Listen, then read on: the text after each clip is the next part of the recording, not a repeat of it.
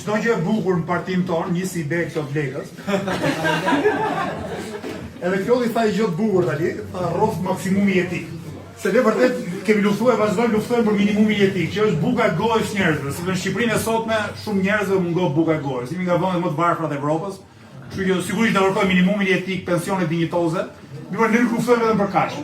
Se duhet kemi dhe ëndra, domethënë. Nuk mund të rrojmë vetëm, ku diun, 250.000 lekë apo 300.000 lekë pension, apo ku diun, 600.000-700.000 lekë rrogë minimale, duhet kemi dhe ëndra, duhet kemi dhe atë që Klodi quan maksimumi jetik, që thot një jetë vërtet kuptim plotë, një jetë me drejtësi, me institucione që na përgjigjen, me arsim, me shëndetësi cilësore, me motiv për jetën, me shpërblim të njerëzve sipas meritës, me liri personale, kolektive, po mbi gjitha me solidaritet.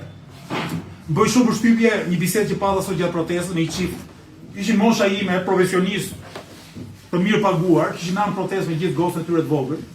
Edhe më thanë ne kemi interesime, sigurojmë të ardhemi komplet pavarur nga shteti, po tha ne nuk jemi dot tamam, nuk jetojmë dot tamam, nuk jetojmë dot lumtur, nëse fqinjët tan kanë probleme.